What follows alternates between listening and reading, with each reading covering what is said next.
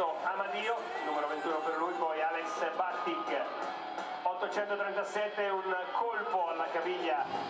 Lungo il tracciato per sistemarlo.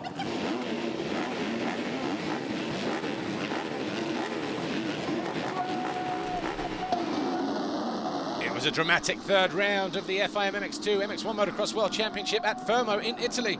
The first race, though, was pretty uneventful for the likes of Jeffrey Hurlings, who led each and every one of the 20-lap races, getting to the lead early on, edging out his teammate Jeremy Van Hoorbeek and Michael Leib. But Michael Leib, though, he was the star of the show. He came from way down the order on the first lap to, well, down in 15th, to eventually come home in third position. Gerald Roulanceau, he crashed out spectacularly in the closing stages, whilst in 6th, himself having to come through the field, and he would not rejoin the race. And Tommy Searle, his teammate, also went out. A bike problem with a crash collision sustained on the first lap meant that he wouldn't finish the race, meaning Jeffrey Hurlings was unchallenged and took the race win in moto number 1. Van Hoorbeek was 2nd, Leib was 3rd.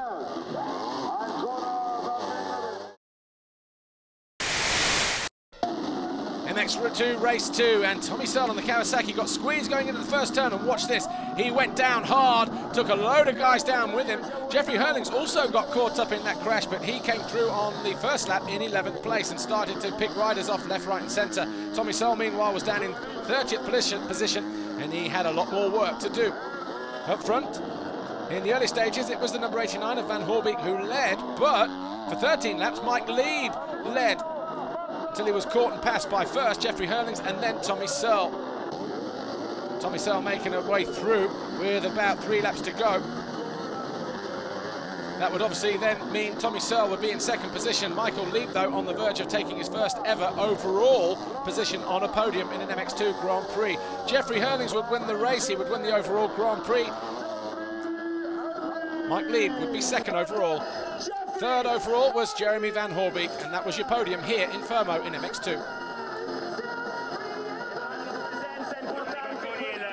Dottor Cascioli, e ora la battaglia con le bottiglie di buon prosecco italiano, naturalmente, per far festa e congedare i protagonisti del campionato mondiale MX2 per...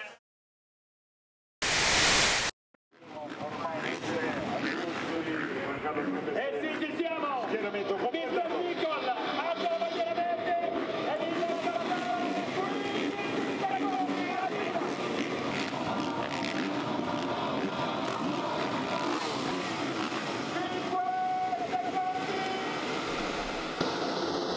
In MX1 race 1, Christophe Pourcel got off to a good start, so too did Gauthier Paulin and the 120 of Cedric Subarat, but it was the 2 Kawasaki's that provided the fun at the head of the field. Gauthier Paulin following his fellow Frenchman until about 2 laps to go. He eventually went through and took the lead. Behind them was Cairoli, Clément de Salle and Xavier Bourg. That was a final moment between de Salle and Philipparts as they tagged at the top of the hill. Both those guys going out at 7th and 8th place, respectively. De Salle, though, the first onto the bike, he got back up into 4th place. Philipparts would only finish down in 9th. Pourcel stalled the bike, picked himself up and got going, and we thought that at that point Paulin had won the race. He too then ran wide with 3 corners to go.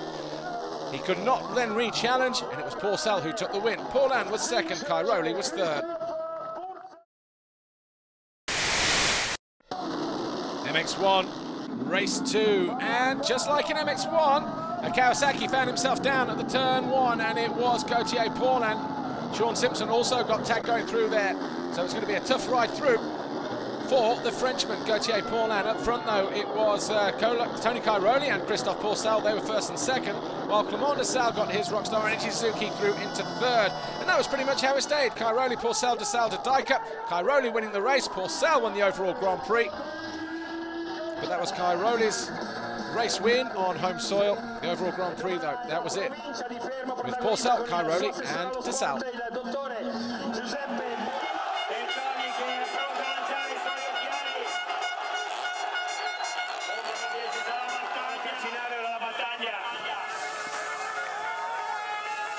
battaglia senza